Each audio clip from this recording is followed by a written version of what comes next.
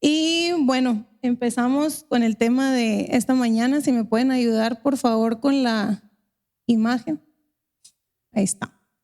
Y el tema se titula La batalla por la santidad. Yo nada más le iba a poner algo como santificación, pero mientras estaba estudiando y escuchando otros estudios acerca del tema, se me hizo muy apropiado titularle así, La batalla por la santidad. ¿Por qué? Porque es una batalla constante del día a día de la vida del cristiano hasta que Cristo venga por nosotros. No va a ser fácil, de una vez se lo anticipo. Y lo vamos a ir desglosando poco a poco, cómo está de una manera sincronizada y en orden cronológico delineado el plan de salvación para nuestra vida y qué papel juega la santificación ahí. Y el domingo pasado nuestro pastor compartía acerca del reflejo de Jesús en nuestra vida. Si se acuerdan, el tema se titulaba ¿Quién dices que soy? ¿Quién es Jesús en nuestra vida? Y de alguna manera cuando somos cristianos, de palabra, de título, de crianza, de cuna, muchos de nosotros, sin embargo el carácter de Cristo no es evidente en nuestra vida y a todos nos ha sucedido. Yo creo que no soy la única, a pesar de venir de una cuna cristiana, por la gracia de Dios, no siempre nuestras actitudes reflejan a Cristo. Entonces esto es una batalla de todos los días. Y cuando conocemos al Señor, somos transformados por el Espíritu Santo, convirtiéndonos en nuevas criaturas, como lo dice el apóstol Pablo. Así que yo creí muy puntual y muy relevante continuar en esta línea, hablando acerca de la doctrina de la santificación. Es una doctrina. Así que si está tomando nota, escríbale ahí. Es la doctrina de la santificación lo que vamos a empezar a estudiar en este día. No voy a alcanzar a terminar todo, así que muy probablemente el siguiente domingo haya una continuación con el resto de los puntos. No me quiero ir rápido, más bien me quiero ir profundo, así que no nos vamos a corretear, no vamos a salir tarde tampoco, así que lo vamos a cortar en 2 mensajes. Y en términos muy prácticos, la santificación es el proceso de llegar a parecernos más a Cristo de una manera progresiva, separándonos del pecado. Eso es la santificación. Y ya por algunos meses, creo que son bastantes meses, los servidores de nuestra iglesia han estado recibiendo devocionales cada domingo. Si usted es servidor de vida abundante, confírmelo, que ha estado recibiendo estos devocionales y en su mayoría han sido en el estudio de la confesión de fe. ¿De qué? ¿De dónde? A ver, se han estado poniendo atención. No, el que los da no puede contestar. Eso es trampa. El que no sea ni el pastor ni Carlos. La confesión de fe de... Son fuerte aquí alguien lo dijo, pero le da gracias. Correcto, le salió bien. Y también del catecismo, que no es la misma cosa, pero van aunados. El catecismo de Westminster, esta es una ciudad, creo que está en Inglaterra. Y una de las joyas doctrinales que presenta el catecismo es la detallada presentación del proceso de salvación. ¿Cuál es la doctrina de salvación que nosotros creemos? Y les voy a dar una introducción súper rápida de cuáles son los puntos que preceden a la santificación. Si usted es servidor, ya se lo sabe. Así que para usted no va a ser nuevo. Vamos a ver si puso atención para entonces ya entrar a profundidad en la santificación, ¿ok?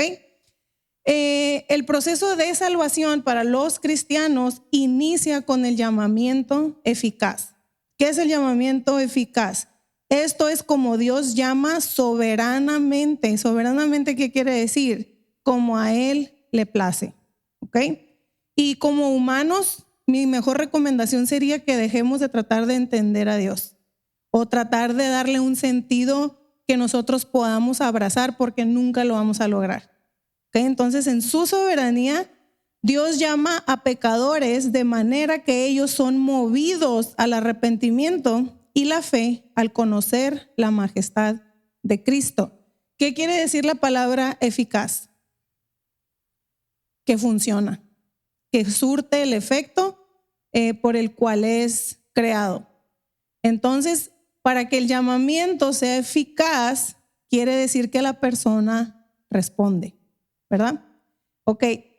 Entonces de ahí, después del llamamiento eficaz, cuando el Señor ha preparado estos corazones para responder a su llamado, viene la justificación. Y en la justificación es lo que Dios llama, a los que Dios llama de una manera eficaz, también justifica gratuitamente. Hasta este punto usted y yo no hemos hecho absolutamente nada, ¿no? Ni en el llamamiento, ni en la justificación. Usted y yo lo único que hicimos fue ser pecadores.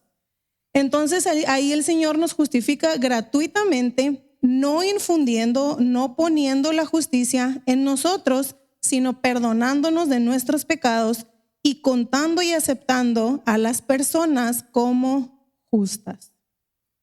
¿Éramos justos? Absolutamente no. ¿Lo merecíamos? Menos. Por eso es que se hace gratuitamente. No por algo obrado en ellos o hecho por ellos, sino solamente por causa de Cristo. No hay obras que puedan lograr la justificación. No hay un nivel de legalismo o de perfección que usted cumpla o que yo pueda cumplir ante la ley que nos pueda hacer justos delante de Dios. Esto es de una manera gratuita y solamente por causa de Cristo. Cuando hemos hablado ya anteriormente del siervo sustituto que fue Jesucristo, que absorbió la ira de Dios en nuestro lugar, dice la palabra que ahora ve en nosotros a su Hijo. ¿Cómo sucede esto? Solamente por la gracia de Dios. Y después de la justificación viene la adopción, que esto creo que lo hablaron el domingo pasado. Servidores, díganme si me estoy equivocando, por ahí va. La adopción, y es donde Dios se digna conceder a todos aquellos que son justificados en su único Hijo Jesucristo, que sean partícipes de la gracia y adopción, por la cual ellos son contados dentro del número y gozan de las libertades y privilegios de los hijos de Dios. Aquí quiero hacer un pequeño paréntesis para aclarar, no todos son hijos de Dios, ¿ok? Si usted anda en el mundo, en su día a día, en su trabajo, en la escuela, con sus familiares, no todos son hijos de Dios. Solamente los que han sido llamados y los que han sido justificados y adoptados son ahora llamados hijos de Dios. ¿Ok? Así si usted ve una persona muy linda, muy noble, muy servicial, muy buena compañera de trabajo, ay, es que todos somos hijos de Dios, ella también. No. Si esa persona no es salva, no es hija de Dios. Es creación de Dios, criatura suya, más no hijos. No todos son adoptados. Y dice, por la cual ellos son contados, ya dijimos, dentro del número, gozamos las libertades, privilegios, marcados con su nombre, reciben el espíritu de adopción, tienen acceso confiadamente al trono de la gracia, están capacitados para clamar, Abba Padre. Son compadecidos, protegidos, proveídos y corregidos por Él como un padre. Sin embargo, nunca desechados, sino sellados para el día de la redención y heredan las promesas como herederos de salvación eterna. Eso es un hijo adoptado por el Señor. Qué hermoso, ¿verdad? Dice nunca desechados, sellados, como leía ahorita nuestro pastor en Efesios. ¿Sellados por quién? Por el Espíritu Santo. Así que si una persona ya ha sido adoptada, esa persona ya no puede retroceder. Va a batallar. Por eso me interesó mucho dejar siempre ahí esa palabra. Siempre va a haber una batalla y va a haber una lucha con nuestra carne, pero no vas a regresar atrás. ¿Por qué? No por ti. No porque estás esforzándote un chorro, no porque el Señor vio algo especial en ti. Y también aquí cuidado con esto cuando alguien dice, Señor, ¿qué viste en mí para escogerme? ¿Qué vio? Un pecador perdido, muerto. Una persona muerta es lo que vio el Señor en nosotros. No vio nada especial. Sin embargo, por amor a su Hijo, nos justificó en Él. ¿Ok? Entonces, hemos heredado la salvación eterna. Y luego entra en escena la siguiente fase de la salvación, que es la santificación. Y ahora se los voy a explicar ya un poquito más desglosado. Y la santificación es la obra de la libre gracia de Dios por medio de la cual somos renovados en la totalidad de nuestro ser según la imagen de Dios y somos capacitados más y más para morir al pecado y vivir para la justicia. La justificación y la adopción y el llamamiento eficaz suceden en el momento. Son eventos de un momento. Sin embargo, la santificación es un proceso progresivo que sucede a lo largo de toda nuestra vida. Así que si usted ha sido recientemente adoptado en la familia del Señor, no va a ser santificado mañana, no va a ser santificado el mes que entra. Aunque así a veces se siente, así a veces parece por las pruebas y luchas que atravesamos, Señor, me está santificando de una manera express. No te preocupes, todavía te falta. Todavía nos falta hasta el día en que el Señor venga por nosotros o nos llame a su presencia, y aún así vamos a alcanzar ese nivel hasta que seamos glorificados para entrar a la presencia del Señor, ¿ok? Entonces no es un acto express, no es un acto automático que tú digas, Señor, ya soy salvo, he sido sellado con el Espíritu Santo, te entregué mi vida, ¿y por qué todavía batallo con, póngale usted nombre, con el alcohol, con el adulterio, con la pornografía? ¿Por qué? Porque esa es tu carne. Esa es tu carne y es una lucha y una batalla constante por llegar a la santidad por toda nuestra vida. Y en el capítulo 13 de la Confesión de Fe de Westminster nos los explica a mucha más profundidad. Te voy a compartir los 3 puntos que vienen en este capítulo. Dice el primero: los que son eficazmente llamados y regenerados al tener un nuevo corazón y un nuevo espíritu creado en ellos, son además santificados real y personalmente en virtud de la muerte y resurrección de Cristo por su palabra y su espíritu que mora en ellos. El dominio de todo el cuerpo de pecado es destruido. Dice el dominio, o sea, ya no es tu Señor el pecado. Y los diversos deseos de éste son debilitados y mortificados más y más. Así los santificados son vivificados y fortalecidos más y más en todas las gracias salvíficas para la práctica de la verdadera santidad, sin la cual nadie verá al Señor. El segundo punto dice, esta santificación abarca cada parte de la persona total. No es suficiente con cambiar tu modo de vestir cuando te conviertes al Señor. Que al menos cuando yo estaba creciendo en la iglesia, esa era la primera seña, ¿no? Que una persona ya era salva. Ya la hermana no usa pantalón, el hermano ya no trae el corte de tipo cholo, ya, ahora sí es cristiano. No. Son marcadores que pueden ser solamente un resultado de, pero no significa absolutamente nada. Pero es incompleta en esta vida, pues aún quedan algunos remanentes de corrupción en cada una de sus partes, de donde surge una guerra continua e irreconciliable. Nunca se va a reconciliar la carne con el espíritu. Los deseos de la carne contra el espíritu y los del espíritu contra los de la carne. Por eso decía el apóstol Pablo, porque lo que no quiero hacer, eso hago, y lo que tengo que hacer, pues no lo hago.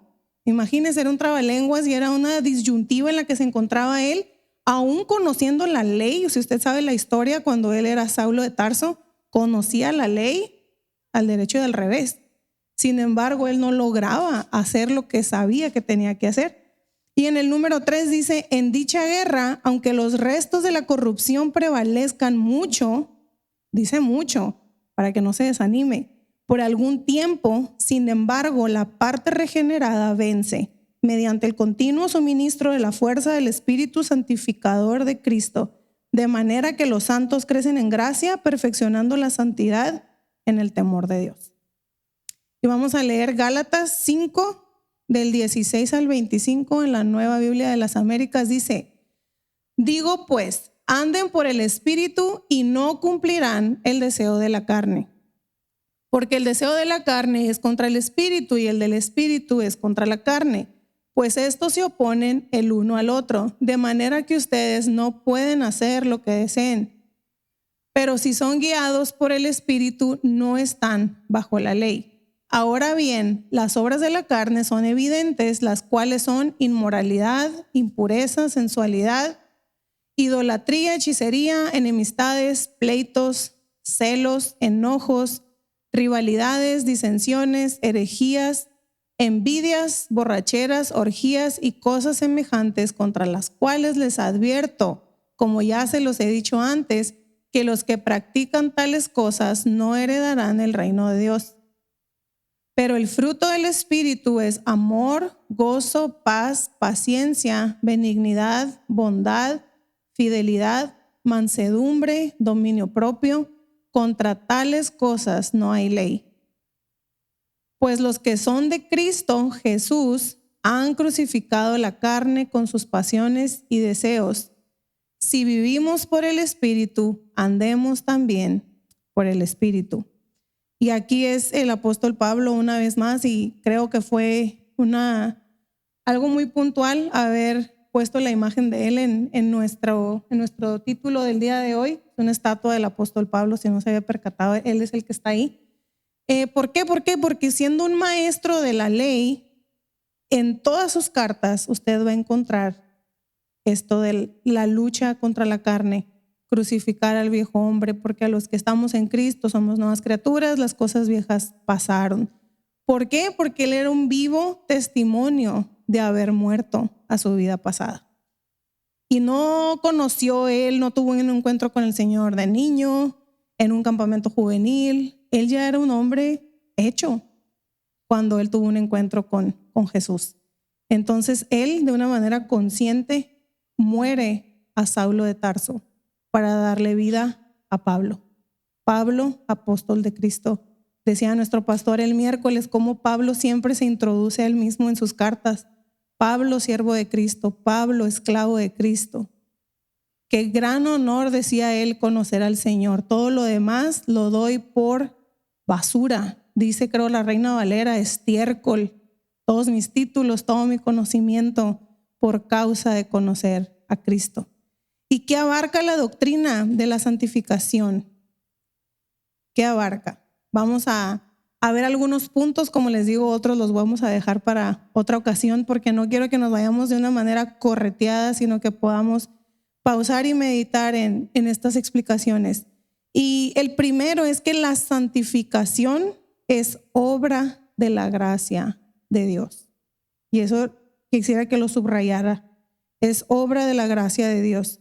Y no es la obra de un ser humano por sí solo. Es la obra continua, acuérdense, es algo progresivo de Dios en y a través de un ser humano. Esta obra comienza con el llamamiento eficaz y la regeneración, cuando Dios crea un nuevo corazón y un nuevo espíritu en una persona. Y hace poco nuestro pastor en su Facebook, no en el de la iglesia, en el de pastor, publicaba una muy breve explicación, una pregunta que decía que sí, que es primero la confesión de fe o la regeneración. Y creo que si usted no lo leyó, se lo voy a decir. Primero viene la regeneración para que pueda haber una confesión de fe. A veces me ha tocado tener esta conversación con personas que están confundidas cuando me dicen, es que si fulano o perengano hizo la oración del pecador, famosa, pero luego ya la semana andaba otra vez en lo que andaba antes. Entonces, ¿qué? La oración no funciona, el Señor no lo perdonó realmente, entonces él no oró sinceramente. Y esta es la explicación. Para que haya una confesión de fe con tu boca, primero está la regeneración de tu alma. El Señor empieza a mover tu corazón para responder a su llamado.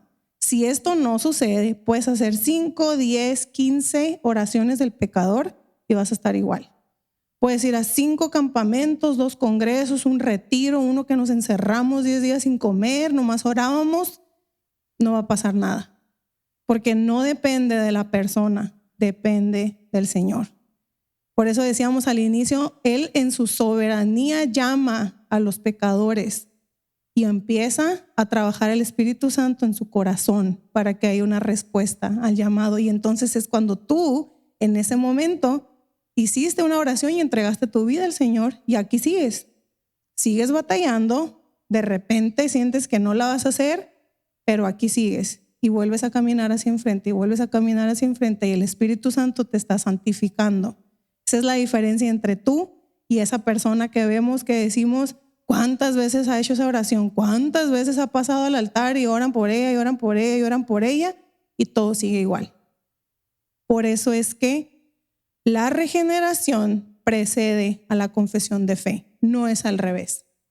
Y creo que en mucho tiempo, empiezo por mí, yo lo tenía al revés, lo tenía volteado y en mi mente no alcanzaba a concebir cómo es que si repito las mismas palabras como si fuera un hechizo mágico, repito las palabras, levanto la mano, hago esto, hago lo otro, cumplo con la ley o la persona lo hace y yo no veo un cambio en ella. No hay evidencia que haya sido sellada con el Espíritu Santo.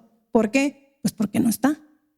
Simple y sencillamente no está sellada con el Espíritu Santo todavía. Entonces no vas a ver un cambio. ¿Ok?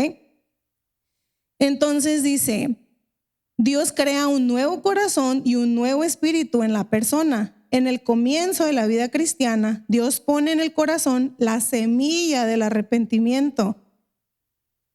El Señor pone la semilla del arrepentimiento. No es la culpa, no es que alguien te esté dice y dice eso. No tiene efecto duradero. El Señor pone la semilla del arrepentimiento para vida y todas las demás gracias salvadoras.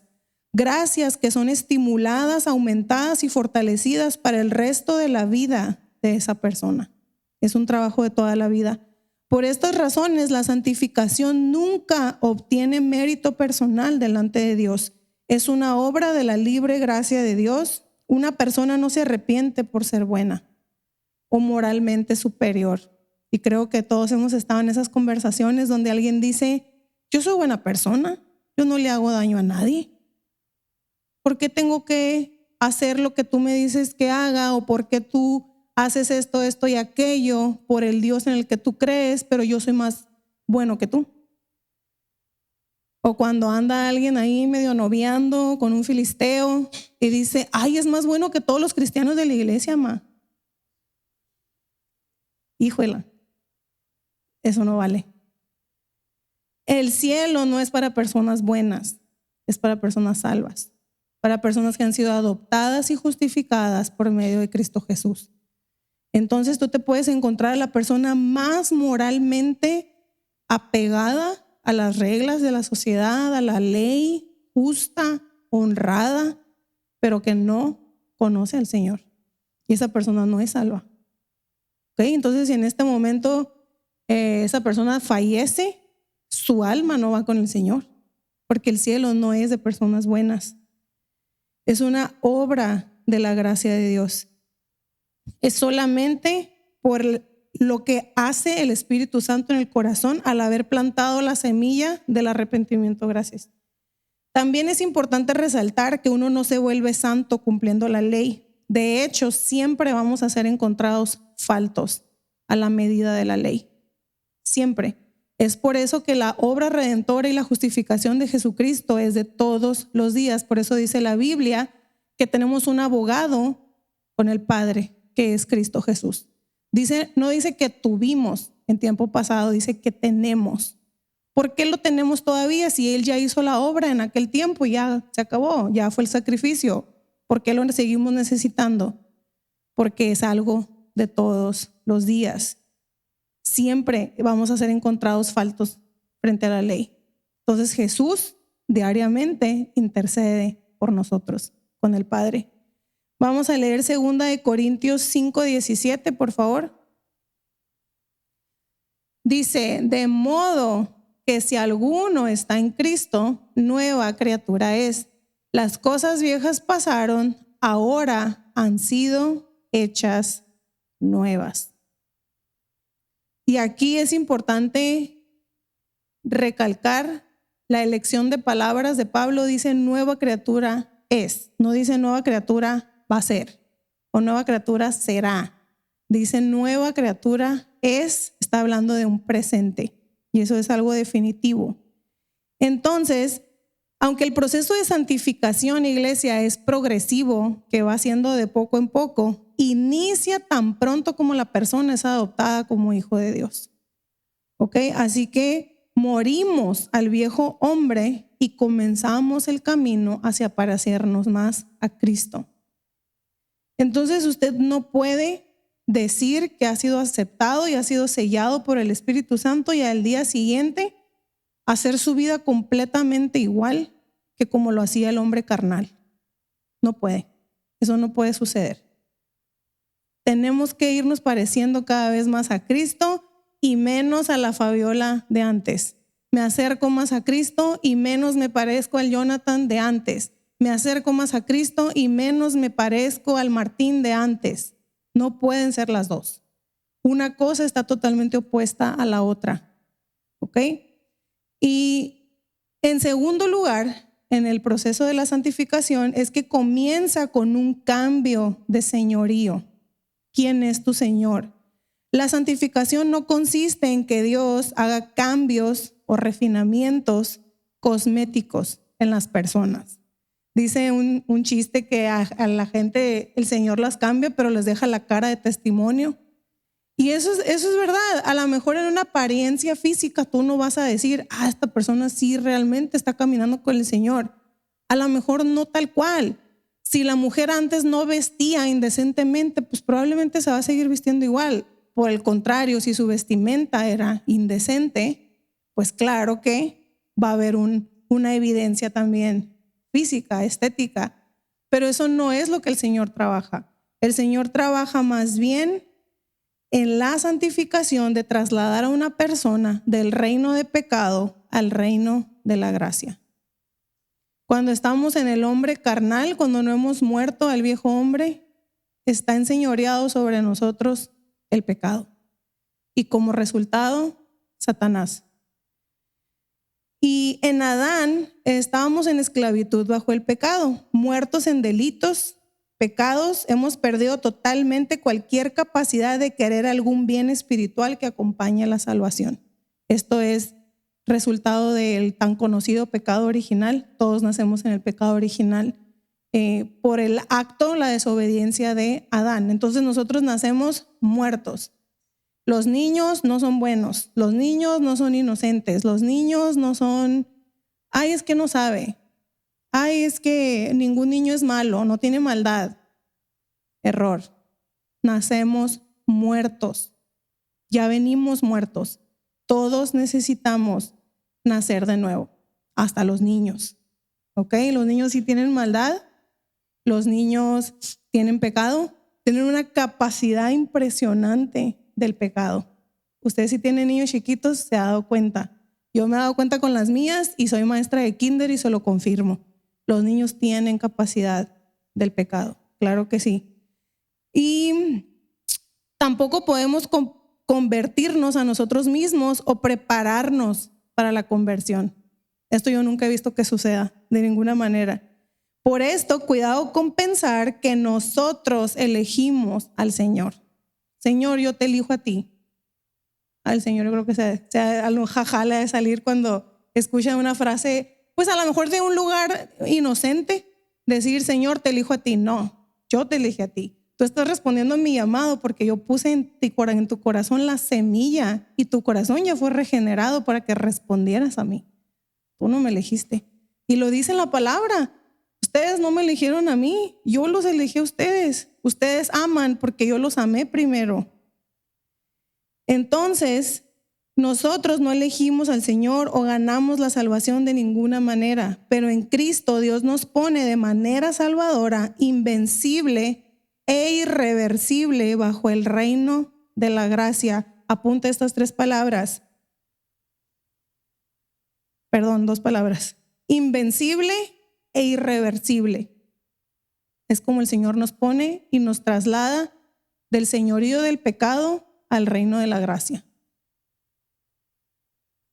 De manera voluntaria y gozosa sometemos todo nuestro ser, cuerpo y alma a Jesucristo, nuestro Señor. Ese es el cambio de señorío.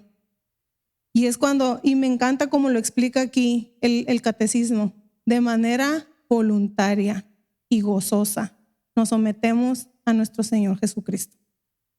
El cristianismo, el ser adoptados hijos de Dios, no es un mundo de prohibiciones. Es que son puras reglas, no hagas acá, no hagas allá, esto es pecado, esto también, ta. Pero decía David en uno de los salmos, tu ley me es ¿qué? Tus decretos son agradables. Amo tu ley. Muy diferente a como lo escribía Pablo. Si te fijas, es la misma Biblia, es el mismo Señor, pero dos experiencias diferentes. Pablo reconocía el peso de la ley. ¿Por qué? Porque pues él era un legalista certificado. Sin embargo, David no experimentó eso. Y él al contrario, era el amor al Señor que le decía, tus decretos, tus leyes me son agradables, me hacen feliz, me llenan de gozo. Así es que como tú y como yo nos sometemos al señorío de Jesucristo voluntariamente. Si no lo estás haciendo voluntariamente, mejor ni lo hagas porque no funciona. Eso es ley. Y nomás te estás privando de disfrutar lo que quieres hacer, mejor hazlo. De todas maneras, el efecto es el mismo. Debe de ser voluntario y con gozo. Por estas razones, el apóstol Pablo exhorta a los creyentes una y otra vez a vivir de forma que refleje el señorío presente de Jesucristo sobre la totalidad de nuestras vidas. No es el señorío de Jesucristo cuando Él venga por mí o cuando ya esté yo allá, es ahorita. De manera presente, que nuestra vida refleje quién es nuestro Señor, quién nos manda en todo y por todo. Dice Romanos 6, del 1 al 7. ¿Qué diremos entonces? ¿Continuaremos en pecado para que la gracia abunde? De ningún modo. Nosotros que hemos muerto al pecado, ¿cómo viviremos aún en él? ¿O no saben ustedes que todos los que hemos sido bautizados en Cristo Jesús, hemos sido bautizados en su muerte? Por tanto, hemos sido sepultados con Él por medio del bautismo para muerte. Está hablando de una cuestión de la carne. A fin de que como Cristo resucitó de entre los muertos por la gloria del Padre, así también nosotros andemos en novedad de vida, o sea, una vida nueva. Porque si hemos sido unidos a Cristo en la semejanza de su muerte, ciertamente lo seremos también en la semejanza de su resurrección. Sabemos esto, que nuestro viejo hombre fue crucificado con Cristo para que nuestro cuerpo de pecado fuera destruido, a fin de que ya no seamos esclavos del pecado. Porque el que ha muerto ha sido libertado del pecado. No extrañes tu vieja vida. No hay nada que extrañar en tu antigua vida. Absolutamente nada. Has muerto al pecado. El pecado ya no es tu Señor. ¿Sí? Y yo sé que a veces uno ve con añoranza los tiempos pasados y cuando era libre y cuando iba a las fiestas, ay, qué bien me la pasaba y no le daba cuentas a nadie, llegaba a la hora que quería, no tenía esposa, no tenía hijos, era libre. Estabas libre, esclavo del pecado. Siempre hay un Señor. Siempre vamos a tener un Señor. Y sabemos que nomás hay de dos, no hay en medio. Pero ahora que estamos en Cristo, dice el apóstol Pablo, también seremos partícipes de su resurrección. ¿Ok? Entonces el Señor es nuestro Señor, para la redundancia, en el presente. ¿Cómo refleja mi vida quién es mi Señor? ¿Quién controla mi mente? ¿Quién controla mi alma? ¿Quién controla mi espíritu? Quien éramos antes fue crucificado. Esto significa que al paso del tiempo yo me parezco menos y menos a la persona que era el día de mi salvación. Tómate unos segundos y recuerda o remóntate al día de tu salvación. No sé si eras niño, adolescente, joven o adulto, muy reciente quizás para algunos de ustedes. El día de tu salvación, ¿cómo eras cuando llegaste a los pies de Cristo?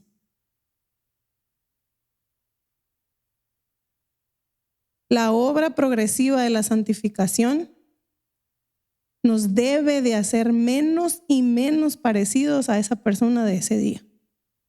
No te estoy diciendo que, mágicamente ya eres un reflejo y como Moisés cuando bajó del monte te brilla todo y ya. No, eso no es verdad. Sin embargo, hay cosas que solamente tú vas a poder detectar porque están en el corazón y en los pensamientos, que tú vas a decir, sí he cambiado. El Espíritu Santo sí me ha cambiado, sí me ha transformado, me falta mucho. Otra vez, diciendo lo que decía el apóstol Pablo, no digo que ya lo haya alcanzado todo, pero sigo corriendo hacia la meta. ¿Ok? Entonces, si en el 24 de abril del 89 fue el día de tu salvación, ¿cómo eras en ese día? Yo no había nacido, pero usted sí. Me parezco, soy el mismo. Si soy el mismo en todos los sentidos, algo está muy mal. Si usted vino al Señor hace 3 semanas y hoy me puede decir soy exactamente igual, yo no creo que nada ha cambiado, hay un problema. Pero no es lo que los demás vean necesariamente, sino también lo que está en el corazón. Tus intenciones, tus deseos, tus pasiones.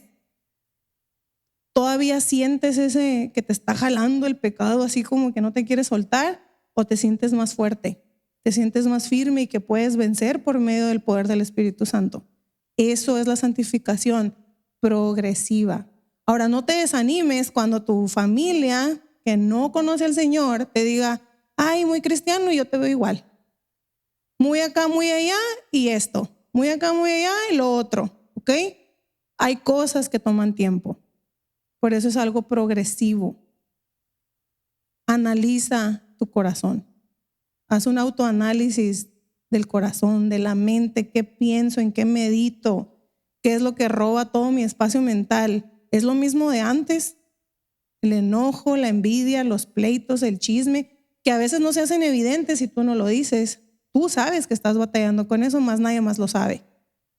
Pero tú puedes decir, Señor, gracias porque me estás cambiando. Porque las cosas que antes me hacían explotar, ya no exploto.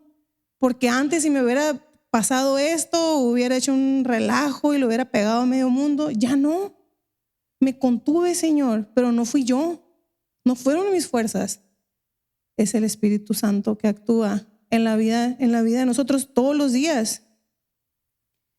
Y en tercer lugar tenemos el poder en la santificación es del Espíritu Santo, quien aplica la obra de Cristo a nuestras vidas. La santificación es especialmente la obra del Espíritu Santo. Y creo que una vez o ya varias veces lo hemos compartido en domingos. ¿Cuál es el ministerio del Espíritu Santo? Si usted lo sabe, lo puede decir. ¿Cuál es el ministerio del Espíritu Santo? Eso es parte de, la santificación. El ministerio del Espíritu Santo no es que usted llore con todas las canciones que escucha, que usted tiemble, que usted grite, que usted se retuerza, que crea que habla en lenguas cuando no habla lenguas. Eso no es la obra del Espíritu Santo. No es el ministerio del Espíritu Santo, es la santificación. Si el corazón no está siendo santificado, si no hay una evidencia de que Él está actuando en nosotros, todo eso es un circo. Yo puedo llorar con cualquier canción. Usted póngame una canción de Andrea Bocelli y yo lloro. Yo voy a Las Vegas y veo las fuentes danzantes y yo quiero llorar por la música, ni siquiera tiene letra. Puedo llorar. ¿Usted puede llorar también? Con una película que se muere el perrito, que esto. Lloro. Yo no soy llorona y con eso sí lloro. Eso no es evidencia del Espíritu Santo. Yo puedo ir a un partido del Barcelona y puedo gritar y me puedo quedar afónica. Eso no es el Espíritu Santo, es una emoción. ¿Ok? Yo puedo ser muy efusiva. Yo no soy efusiva yo, pues, pero voy a poner de ejemplo a alguien más. Carlos, mi esposo. Él puede ser muy efusivo y muy expresivo en otras cosas. No quiere decir que él tiene el Espíritu Santo con eso. La evidencia del Espíritu Santo en nuestra vida es la santificación. Decía no sé si fue, creo que era Paul Washer que dijo, ¿de qué me sirve hablar otras lenguas si la que tengo no la puedo controlar? ¿Ok? Entonces, iglesia, la santificación es el ministerio del Espíritu Santo. A eso lo dejó el Señor aquí. Es nuestro consolador y es el que nos santifica. En todo momento, en todo lugar. No es tu conciencia, no es una vibra, no es un fuego que te dice no hagas eso. Es el Espíritu Santo, como alguien aquí lo dijo, redarguyéndonos de todo, de todo, de todo. Dice 2 de Tesalonicenses 2:13. Pero nosotros siempre tenemos que dar gracias a Dios por ustedes, hermanos amados por el Señor, porque Dios los ha escogido desde el principio. ¿Desde cuándo? Desde el principio, para salvación mediante la santificación por el Espíritu y la fe en la verdad. Esta cita no está ahí, pero se me hace muy relevante decirlo. En Juan dice Jesús, Padre, santifícalos en tu verdad. ¿Y qué es la verdad? Tu palabra es la verdad. Por eso es el deseo constante de nuestro pastor e iglesia, que crezcamos en el conocimiento de la Biblia. No es por estar nomás así, lee la Biblia, estudie la Biblia, estudie la Biblia. No debería de ser algo gravoso para nosotros o algo pesado de cumplir, al contrario. Voy a devorarme este capítulo, quiero profundizar en él. Fíjense, el pastor John MacArthur dice que cuando él empezó a leer la Biblia, hace alrededor de 60 años, cuando le empezó a estudiar, no nomás a leer, a estudiar, dice que leía cada libro de la Biblia 3 meses. Meses, no veces, meses. Y tú vas a decir, ay, qué pérdida de tiempo y haber leído la Biblia completa en un año. No es la idea.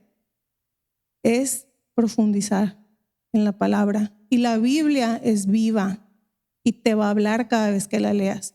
Entonces, si tú no estás entendiendo nada de un capítulo, regrésate otra vez al mismo. No te vayas al 2, no te vayas al 3. Otra vez lee el 1. Y si todavía no lo entiendes, agarras un diccionario bíblico y ahora lo lees así. Y si todavía no lo entiendes, te quedas en el 1. Es como la escuela, no te puedes ir al segundo si todavía no entiendes lo de primero. Eso es el estudio de la Biblia, iglesia, no es carreras. No te compares con la hermana que ha leído la Biblia 3 veces y bla, bla, bla, bla, qué bueno. Pero no vamos a leer por leer, vamos a estudiar. Y es lo que estamos haciendo los miércoles. Ay, ¿por qué versículo por versículo? Ay, qué flojera. Verso por verso. Porque la Biblia, ¿cómo se estudia la Biblia? Primero se lee en el contexto en el que fue escrita. Primero. Tienes que entender quién la escribió, por qué la escribió, en qué idioma la escribió, qué estaba sucediendo en ese tiempo, a quién se la escribió. Y luego tienes que ver cómo eso aplica a tu iglesia local. Cómo eso edifica o habla al corazón de tu iglesia local. Así es como se estudia la Biblia. Por eso Jesús también lo vuelve a decir, Padre, santifícalos en tu verdad. Tu palabra es la verdad. Usted no necesita una lista de condenas, una lista de mandas que tiene que cumplir para santificarse. Con la Biblia y la obra del Espíritu Santo solamente. Por lo tanto, dice, somos capaces de hacer morir el pecado y de andar en la nueva vida de resurrección. La santificación entonces tiene 2 dimensiones inseparables, pero distinguibles. Por un lado está la mortificación, y mortificación no es preocupación, es que se muera, muerte. El debilitamiento y la muerte gradual y continua del pecado. Diga conmigo, gradual y continua. En un término más coloquial en México diríamos lento, sin prisa pero sin pausa. Sin prisa pero sin pausa. Gradual y continua. No va a ser de un día para otro, pero va a ser constante. Va a ser constante, va a ser constante. Y por otro lado tenemos la vivificación, que es un avivamiento del creyente en la gracia para la práctica de la verdadera santidad. Dice 1 de Pedro 2:24, Él mismo llevó nuestros pecados en su cuerpo sobre la cruz, a fin de que muramos al pecado y vivamos a la justicia, porque por sus heridas fueron ustedes sanados. Y podríamos pensar en la santificación en términos negativos, de que todo es no hagas, no hagas, no hagas, esto no, esto es pecado, esto también. Y en cierto modo sí es correcto. Pero la santificación también tiene la parte positiva, que es el haz esto. Al dejar al pecado, al mismo tiempo buscamos la justicia. Como decía aquí ahorita el pasaje que acabamos de leer, morimos al pecado, pero vivimos para justicia. No nos quedamos muertos, vivimos para justicia. Y el proceso progresivo de santificación en la vida del cristiano es motivo de gozo. También decía Pedro, cuando enfrenten diferentes luchas y pruebas, que sea motivo de sumo gozo. ¿Cómo? A nadie se queda súper contento cuando le pasa algo así. Pero es la santificación en nosotros, el hacer el carácter de Cristo en nosotros. Pues estamos siendo separados del pecado que nos llevaba a la muerte y ahora hemos sido llevados a la justicia, que es la vida eterna. Para cerrar, vamos a leer Efesios 4, del 22 al 24. Este no lo puse, se los voy a leer yo y casualmente lo leyó ahorita el pastor. Que en cuanto a la anterior manera de vivir, ustedes se despojen del viejo hombre que se corrompe según los deseos engañosos, y que sean renovados en el espíritu de su mente y se vistan del nuevo hombre, el cual en la semejanza de Dios ha sido creado en la justicia y santidad de la verdad. Vamos a orar para terminar y vamos a estar cantando al final todos juntos, pero primero vamos a hacer una oración.